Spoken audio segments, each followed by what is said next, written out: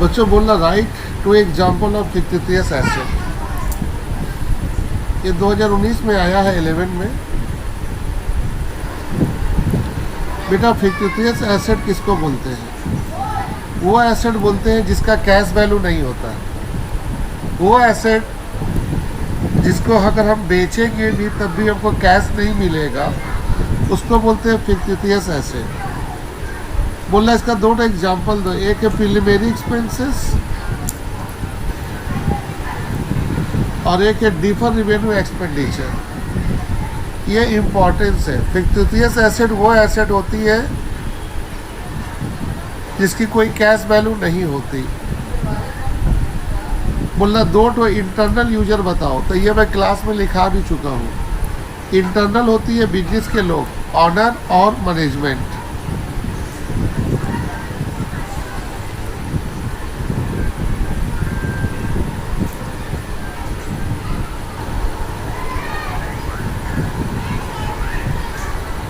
Asset किसको कहोगे?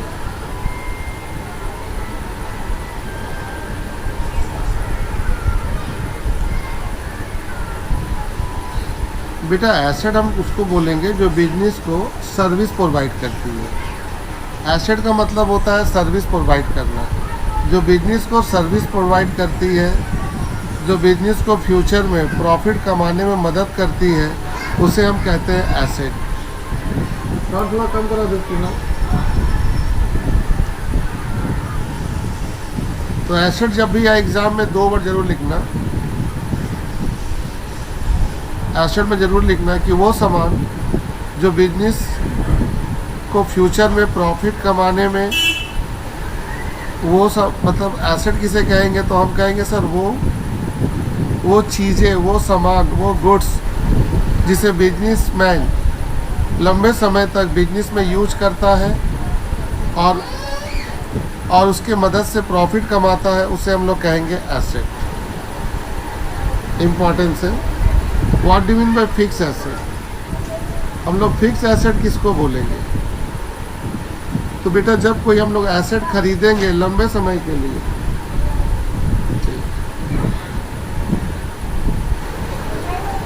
The asset which are acquired for a long period, तो उसको हम बोलेंगे फिक्स एसेट। तो फिक्स एसेट किसे कहते हैं? जब कोई एसेट हम खरीदते हैं लंबे समय के लिए। जब कोई एसेट हम खरीदेंगे for the use of long period use करने के लिए जब कोई एसेट खरीदेंगे, उसको कहेंगे फिक्स एसेट। ये बिजनेस को लंबे समय में प्रॉफिट कमाने में बहुत मदद करती है।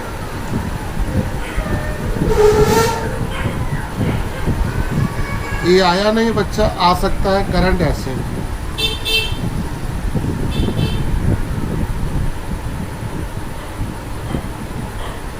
करंट एसेट किसे कहेंगे?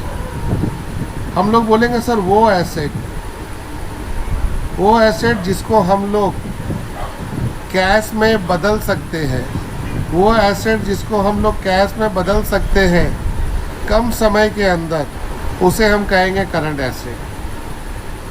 करंट एसेट के लिए इम्पोर्टेंस है कि इसको हम लोग कैश में बदल सकते हैं within a short period, कम समय के अंदर, यानी कि 1 साल के अंदर अगर हम कोई भी एसेट को कैश में बदल सकते हैं तो उसको हम लोग बोलेंगे करंट एसेट। जैसे स्टॉक, डेटर, बिल रिसीवेबल, ये करंट एसेट है। इसको 1 साल के अंदर, यानी कि 1 साल बोलो 1 महीना के अंदर हम माल बेच के पैसा ले सकते हैं। तो करंट एसेट वो एसेट होती है जिसको बिजनेसमैन आसानी से कैश में बदल सकता है कम समय के अंदर। लिक्विड एसेट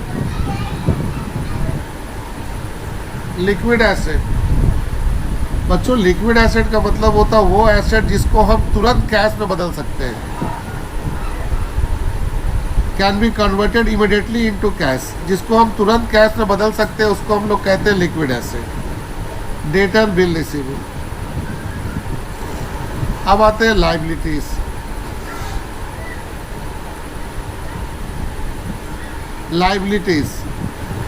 हम लोग लायबिलिटीज किसे कहते हैं?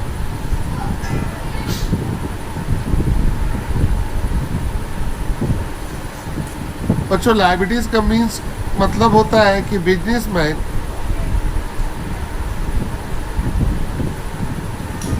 चलो ऐसे बात करते हैं, किताब की डेफिनेशन छोड़ दो।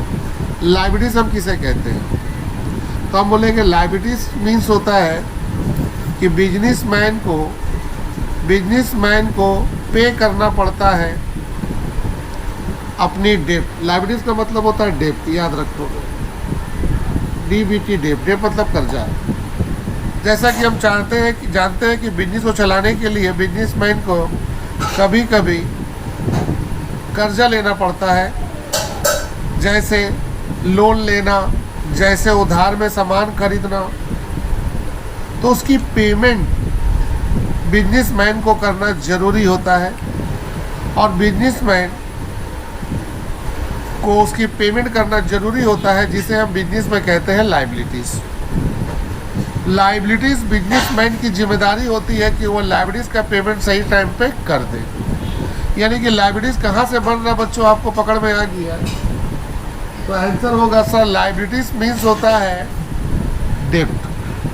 बिजनेस चलाने के लिए अगर कैपिटल की कमी पड़ती है तो वो लोन लेते हैं बैंक से।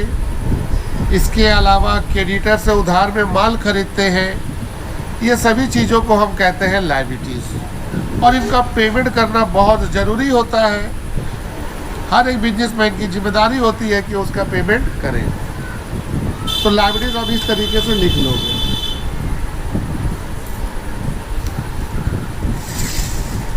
आगे चलते हैं बच्चों, कॉन्टिजेंट लायबिलिटीज़।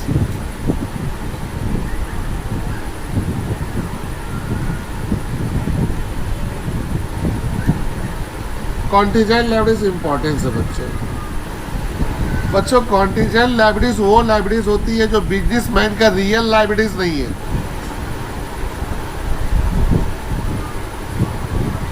जो बिजनेसमैन का रियल लायबिलिटीज नहीं है उसे हम कहते हैं कॉन्टिजेंट लायबिलिटीज।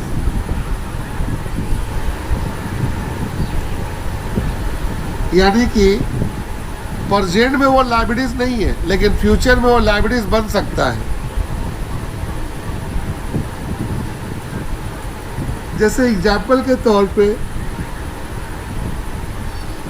मम्मी पापा लोग अक्सर बात करते हैं कि बेटा तुम 12 का एग्ज़ाम पास करोगे तो मैं तुम्हें बाइक खरीद के दूंगा, जबकि अभी 12 का एग्ज़ाम 2 साल बाद है। लेकिन पापा एक जिम्मेदारी ले रहे कि आपको बाइक देंगे जब आप 12 का एग्ज़ाम पास कर लेंगे। क्या आप सचमुच ये बता सकते हैं कि पापा आपको बाइक खरीद के देंगे? वो दे भी सकते हैं और नहीं भी दे सकते हैं। क्यों? क्योंकि वो लायबिलिटीज अभी नहीं है, और वो कब कंडीशन लगा रहे कि जब आप 12 पास कर लोगे तब। अरे भाई आप फेल हो गए तो देंगे नहीं, अगर पास हो गए तब देंगे। तो वो लायबिलिटीज जो प्रेजेंट में लायबिलिटीज नहीं है बिजनेस के लिए, लेकिन फ्यूचर में वो लायबिलिटीज बन सकती है, उसे आप कहोगे contingent liabilities. The liabilities which is not an actual liabilities at present, अभी ये एक्चुअल लायबिलिटीज नहीं है, लेकिन ये एक्चुअल लायबिलिटीज बन सकती है on the happening of future. Future में वो एक्चुअल लायबिलिटीज बन सकती है, तो उसको आप कहोगे कॉन्टिजेंट लायबिलिटीज। एक्सपेंसेस किसे कहते हैं बेटा? एक्सपेंसेस हम लोग उसको कहते हैं जिसको बिजनेसमैन अपने डेली लाइफ में उसको यूज करता है और उसके जरिए वो प्रॉफिट कमाता है, उसे हम लोग कहते हैं एक्सपेंसेस। जैसे सैलरी, रेंट, एक्सपेंसेस। लेकिन मैं आपको इसकी डेफिनेशन अपने हिसाब से देता हूँ। एक्सपेंसेस मीन्स होता क्या है? Expenses means the cost of service. Cost of service. Businessman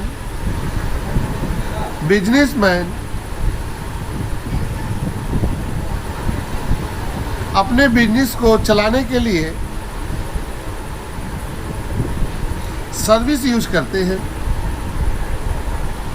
और उस यूज के बदले उनको पेमेंट करना पड़ता है, जिसे हम कहते हैं एक्सपेंसेस। एग्जाम्पल के तौर पे लेबर सर्विस दे रहे हैं,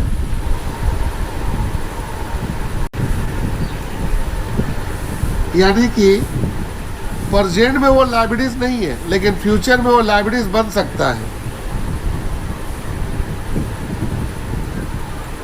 जैसे एग्जाम्पल के तौर पे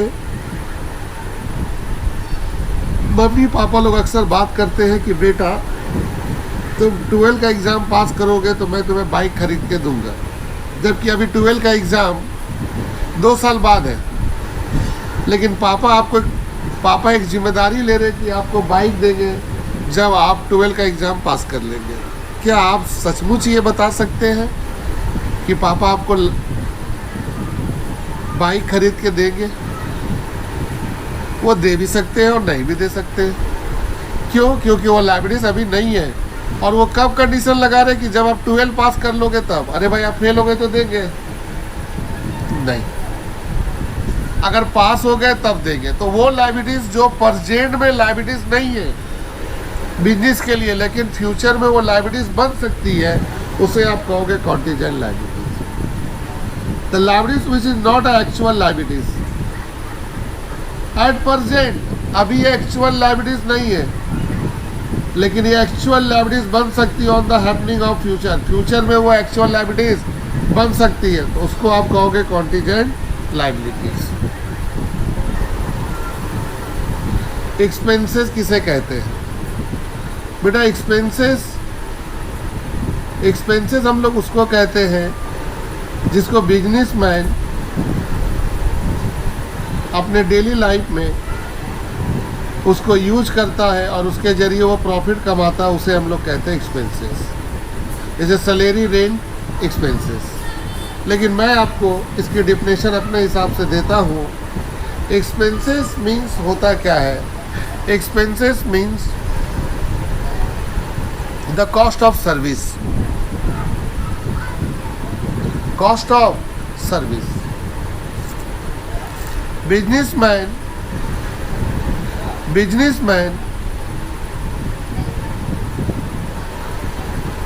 अपने बिजनेस को चलाने के लिए सर्विस यूज करते हैं और उस यूज के बदले उनको पेमेंट करना पड़ता है, जिसे हम कहते हैं एक्सपेंसेस। एग्जाम्पल के तौर पे लेबर सर्विस दे रहे हैं, तो अगर लेबर ने मुझे सर्विस दिया बच्चों, तो मेरी जिम्मेदारी होती है कि मैं सर्विस के बदले उसको पेमेंट करूं, तो ये हमारे लिए खर्चा हुई। रेंट, मेरा दुकान का भाड़ा, मैं दुकान भाड़े में चला रहा हूँ, तो जो मालिक है उन्होंने दुकान मुझे दिया, दुकान मेरे को दिया भाड़ा में, तो मुझे सर्विस मिला, तो मैं सर्विस के बदले जो पेमेंट करूँगा उसी को बोलूँगा एक्सपेंसेस। तो एक्सपेंसेस किसे कहते हैं? तो हम लोग लिखेंगे कि हर एक बिजनेसमैन को अपने बिजनेस को चलाने के लिए सर्विस लेना पड़ता है, और उस सर्विस का जब वो पेमेंट करते हैं तो उसे हम लोग कहते हैं एक्सपेंसेस।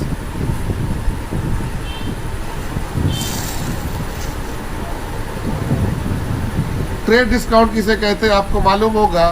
ट्रेड डिस्काउंट का मतलब होता है कि ये डिस्काउंट बिजनेसमैन कस्टमर को अपने तरफ अट्रैक्ट करने के लिए और ज़्यादा से ज़्यादा सामान बेचने के लिए जो डिस्काउंट देते हैं उसे हम लोग कहते हैं trade discount.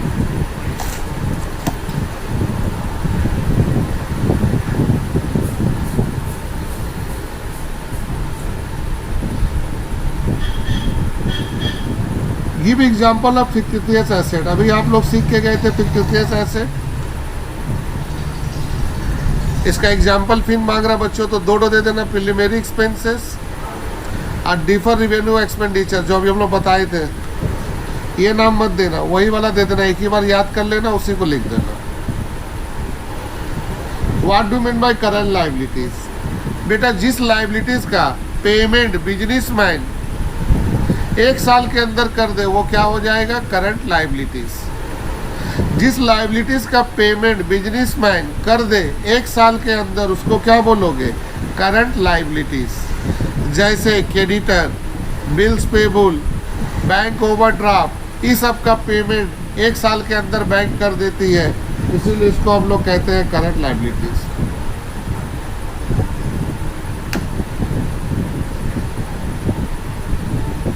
Give the example of differ revenue expenditure. Differ revenue expenditure का मतलब है बेटा ये खर्चा हमने अभी कर दिया, इसकी बेनिफिट कम से कम 2 साल तक मुझे मिलेंगी। उसका एग्जाम्पल होगा एडवर्टीजमेंट का होता है। डिफर रेवेन्यू एक्सपेंडिचर में आता है बेटा एडवर्टीजमेंट, वेरी इंपॉर्टेंस, ये भी एग्जाम्पल में आ सकता है। टांजेबल एसेट, टांजेबल एसेट किसको बोलेंगे? जिसको हम टच कर सकते हैं, जिसको हम देख सकते हैं।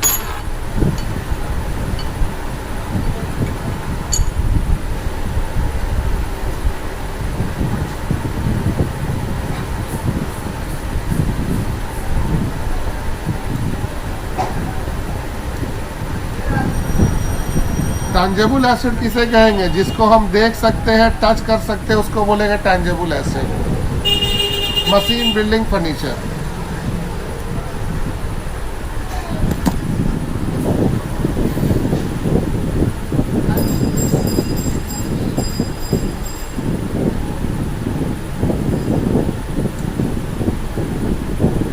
What do mean by accounting cycle? Accounting cycle किसे कहते हैं? बेटा अकाउंटिंग साइकिल का ग्राफ बना देना। जैसे अकाउंटिंग साइकिल किसे कहते हैं लिखना यहाँ पड़ी। अकाउंटिंग साइकिल में पहला काम होता है रिकॉर्डिंग, रिकॉर्डिंग के बाद पोस्टिंग, पोस्टिंग के बाद बैलेंसिंग, बैलेंसिंग के बाद ट्रायल बैलेंस, ट्रायल बैलेंस के बाद फाइनल अकाउंट।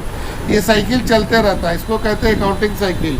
बेटा अकाउंटिंग साइकिल किसे कहते हैं? इंपॉर्टेंस है बेटा, कभी आ जाए अकाउंटिंग साइकिल किसे कहते हैं, ये वाला ग्राफ जरूर बना के दिखा देना। अकाउंटिंग साइकिल का पहला जो साइकिल होता है वो होता है रिकॉर्डिंग, उसके बाद होती है पोस्टिंग, उसके बाद होती है बैलेंसिंग, उसके बाद होती है ट्रायल बैलेंस, उसके बाद होती है फाइनल अकाउंट। हमारी अकाउंटिंग साइकिल खत्म हो जाती है।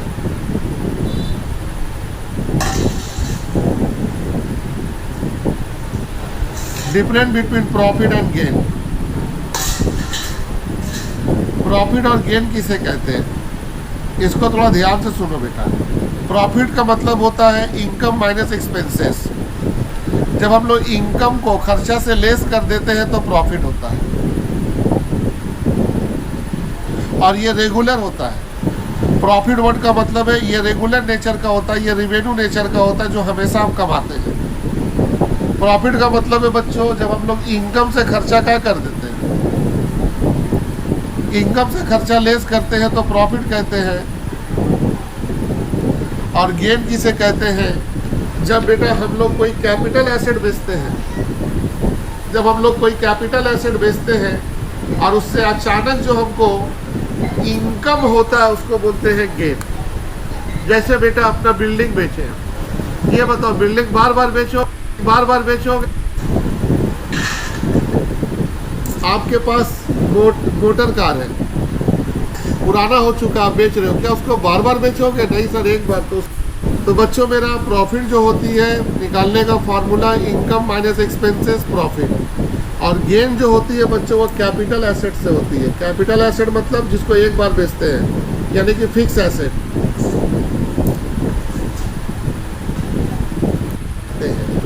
जब कोई भी फिक्स एसेट को ना हम देख सकते हैं और ना ही टच कर सकते हैं, उसको हम लोग बोलेंगे इंटैंजिबल एसेट।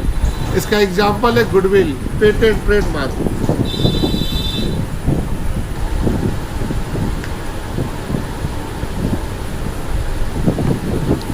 अब आते हैं फंडामेंटल चैप्टर से, देखते हैं क्या इंपॉर्टेंट थ्योरी है बच्चों। What are the fundamental assumption of accounting? यानी कि अकाउंटिंग के जब रूल बनाए गए तो उसमें कुछ बातों को काल्पनिक माना गया। फंडामेंटल एडजस्टमेंट जो है बेटा, फंडामेंटल एडजस्टमेंट है, उसमें आता है गोइंग कंसर्न,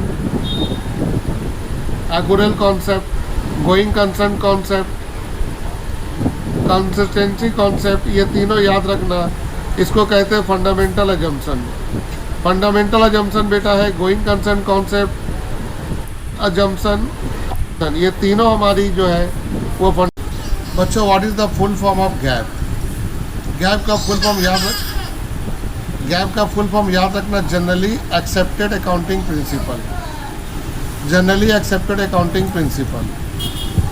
अब आपके सामने आता है व्हाट इज एंटिटी कॉन्सेप्ट। बच्चों एंटिटी कॉन्सेप्ट का मतलब बताए थे, जिसमें बिजनेस और बिजनेसमैन दोनों एक दूसरे से क्या होते हैं, अलग होते हैं। बिजनेस और बिजनेसमैन दोनों एक दूसरे से अलग होते हैं। उसका एग्जाम्पल है कि बिजनेसमैन जब बिजनेस में पैसा इन्वेस्ट करता है तो बिजनेसमैन उसे अपने को लायबिलिटीज मानता है, जिसका एग्जाम्पल होता है कैपिटल। कैपिटल बिजनेसमैन का खुद है, लेकिन वो लायबिलिटीज में इसलिए दिखाया जाता है क्योंकि बिजनेस और बिजनेसमैन दोनों एक दूसरे से क्या होते हैं, अलग होते हैं। बच्चों what is the full form of, बेटा ये बहुत इंपॉर्टेंट क्वेश्चन है, आ सकता है। Who use accounting standard in India, ये आपको क्लास में हम याद करा चुके हैं। अकाउंटिंग स्टैंडर्ड जो है इंडिया का, वो हम लोग का इशू करता है वो charter accountant of India, ICAI, institute of charter accountant of India. उन्हीं की जिम्मेदारी है अकाउंटिंग स्टैंडर्ड इशू करने की। What is the main objectives of accounting standard of India, accounting standard का मेन ऑब्जेक्टिव क्या है? बेटा अकाउंटिंग स्टैंडर्ड का मेन ऑब्जेक्टिव यही है कि जो डिफरेंट अल्टरनेटिव जो है अकाउंटिंग ट्रीटमेंट को, उसको समाप्त किया जा सके। यानी कि अकाउंटिंग स्टैंडर्ड का मेन ऑब्जेक्टिव है बेटा कि हर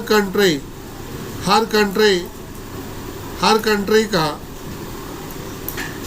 कस्टम, हर कंट्री का ज्योग्राफिकल सिचुएशन अलग अलग है। एक कंट्री दूसरे कंट्री के रूल्स को फॉलो नहीं करती है। अगर हम भारत में अकाउंटेंसी के रूल अलग है तो पाकिस्तान में अलग होगी, अमेरिका में अलग होगी, तो इससे प्रॉब्लम होगा बिजनेस को। क्योंकि बिजनेस को प्रॉब्लम इस बात की होगी कि कल मान लो इंडियन का कोई अकाउंटेंट अगर पाकिस्तान में जाता है, उसकी पोस्टिंग होती है, तो उसने जो रूल सीखा था इंडिया में, पाकिस्तान में अकाउंटिंग का रूल अलग है, तो क्या वो काम कर पाएगा? नहीं। तो जाने कि अकाउंटिंग मेथड में डिफरेंटपन पाया जाता है। अकाउंटिंग मेथड, अकाउंटिंग प्रिंसिपल में जो डिफरेंट पाया जाता है, उस डिफरेंट को ख़त्म करने की जिम्मेदारी अकाउंटिंग स्टैंडर्ड की है। तो अकाउंटिंग स्टैंडर्ड का मतलब होता है to remove the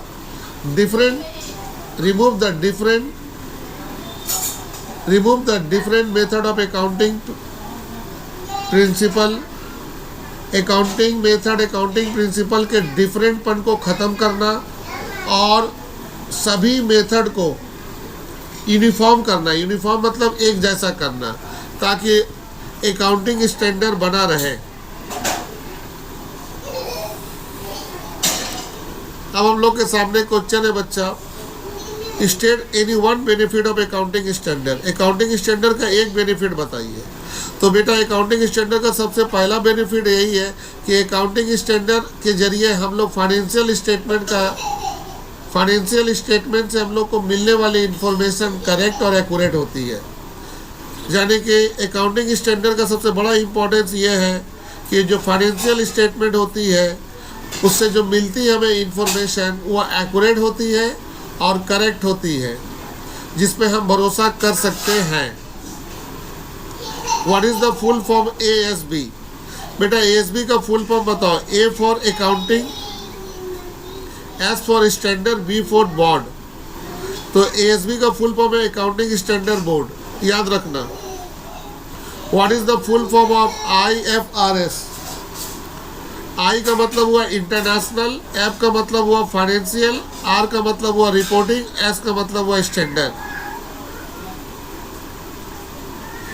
What are the basic objectives of IFRS? बेटा इसका मेन ऑब्जेक्टिव्स होता है इंटरनेशनल अकाउंटिंग स्टैंडर्ड को एक्सेप्ट करें। इनका काम क्या है IFRS का? To provide the globally accepted accounting principle. जाने कि अगर कोई कंट्री का अकाउंटिंग स्टैंडर्ड है, वही स्टैंडर्ड सभी मुल्क के लोग फॉलो करें। ये जिम्मेदारी है IFRS की।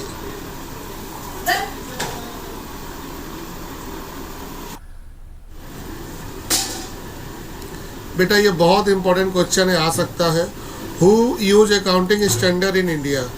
ये आपको क्लास बच्चों 65 और 66 ये दो सवाल आप ज़रूर देखें, क्योंकि ये दोनों सवाल 2007 और 2010 में आया हुआ है। हो सकता है ये सवाल दोबारा दे। खाली इसमें पूछ रहा है डेबिट कौन होगा और क्रेडिट कौन होगा, ये बताओ। तो बच्चों जब ये सवाल आएगा तो आप इसको लिख कर एरो के जरिए दो पार्ट कर देना, डेबिट और क्रेडिट। जैसे परचेज है गुड्स, परचेज खर्चा है, खर्चा डेबिट होता है तो डी आर में परचेज को दे दो और सी आर में कैश दे दो, पैसा जा रहा। Sold good to Saurabh, D R और सी आर करो। अब ये बताओ सेल हमारे लिए क्या है, इनकम है, इसलिए सेल सी आर, और उधार में बेचे हो पैसा नहीं मिल रहा तो सौरभ हो जाएगा डी आर। तो ये वाला बनाकर आप फोटो खींच के भेजोगे, हम देख लेंगे। अब आगे चलते बच्चों ये क्वेश्चन एक नंबर में बहुत ज़्यादा देता है। What is the fundamental of accounting equation. आपसे पूछ रहा है कि फंडामेंटल बताइए अकाउंटिंग इक्वेशन का। तो फंडामेंटल अकाउंटिंग इक्वेशन का ये एसेट बराबर होता है लायबिलिटीज प्लस कैपिटल। ये इक्वेशन का फार्मूला है, एसेट बराबर लायबिलिटीज प्लस कैपिटल। एक्चुअली ये बना है बच्चों इससे। कैपिटल बराबर क्या होता है बच्चों, एसेट माइनस लायबिलिटीज। कैपिटल ये माइनस इधर आके प्लस बराबर एसेट, यानी कि एसेट बराबर होता है कैपिटल प्लस लायबिलिटीज। यही है फंडामेंटल ऑफ अकाउंटिंग इक्वेशन। कभी भी आए ये वाला इक्वेशन लिख देना।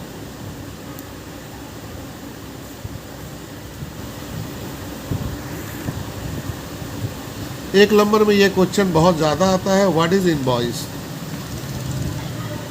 इनवॉइस किसे कहते हैं बेटा, इनवॉइस जो होता है ये डॉक्यूमेंट्री होता है, डॉक्यूमेंट्री एविडेंस। इनवॉइस जो है ये डॉक्यूमेंट्री एविडेंस है। किसी भी ट्रांजैक्शन को प्रूव करने के लिए इनवॉइस का होना ज़रूरी है, इसलिए इनवॉइस को बोला गया डॉक्यूमेंट्री एविडेंस। डॉक्यूमेंट्री का मतलब है कि ये कागज़ के फॉर्म में लिखा होता है, और एविडेंस का मतलब है हम प्रूफ दे सकते हैं कि मैंने ये सामान खरीदा है। तो इनवॉइस का मतलब होता है documentary evidence of a transaction. कोई भी ट्रांजैक्शन करते हैं तो उसके बदले जो हमें रसीद मिलता है वो हमारी प्रूफ होती है, उसे कहते हैं डॉक्यूमेंट्री एविडेंस। क्लियर बच्चों। जनरली हमें इनवॉइस दो ट्रांजैक्शन में मिलता है, एक परचेज और एक क्या चीज़, सेल में। और इनवॉइस में हमें क्या चीज़ की जानकारी मिलती है, क्वांटिटी की, रेट की, क्वांटिटी, रेट और टोटल प्राइस की जानकारी हम लोग को मिलती है। तो आप इसको भी जोड़ दो। बस इतना याद रखना, इनवॉइस का मतलब होता है documentary evidence.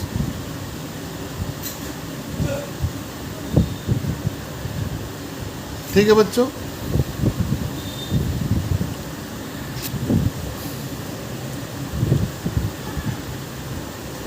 What do mean bye narration in general. Narration किसे कहते हैं। नरेशन का मतलब होता है short description of the transaction. किसी भी ट्रांजैक्शन का हम लोग शॉर्ट डिस्क्रिप्शन देते हैं, उसे कहते हैं नरेशन। और ये हम लोग कहाँ पर देते हैं बेटा, जर्नल एंट्री के समय। तो जहाँ पर हम लोग ट्रांजैक्शन का शॉर्ट डिस्क्रिप्शन देते हैं, मतलब जो लेन देन किए हैं उसका शॉर्ट डिस्क्रिप्शन जो देते हैं, उसे ही कहते हैं हम लोग नरेशन।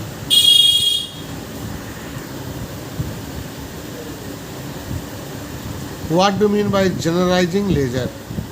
देखो यहाँ दो वर्ड दिया हुआ, जर्नल और लेजर, यानी कि इसमें दोनों फीचर है, जर्नल और लेजर का। The books in which the characteristics of both journal and ledger is called generalising ledger. उसका एग्जाम्पल होगा कैश बुक। जनरलाइजिंग लेजर किसे कहते हैं, तो बोलेंगे सर वो बुक जिसमें हमें दो फीचर मिलती हो, एक जर्नल की और एक लेजर की। जिसमें दो फीचर मिलती है, एक जर्नल की और एक लेजर की, उसे हम लोग कहते हैं जनरलाइजिंग लेजर। एग्जाम्पल के तौर पे कैश बुक। कैश बुक में हमें जर्नल और लेजर दोनों की फीचर मिलती है। कैसे बेटा, क्योंकि कैश बुक में देखो 2 बाई होता है, तो कैश बुक हो गया आपका जाके लेजर, लेकिन आप उसमें नरेशन लिखते हो इसीलिए हो गया वो जर्नल। तो कैश बुक बेटा जनरल और लेजर दोनों ही है। तो जनरलाइजिंग लेजर का मतलब है जिस बुक में हमें दोनों फीचर मिले, जनरल और लेजर का, उसे हम लोग कहेंगे जनरलाइजिंग लेजर। एग्जाम्पल के तौर पे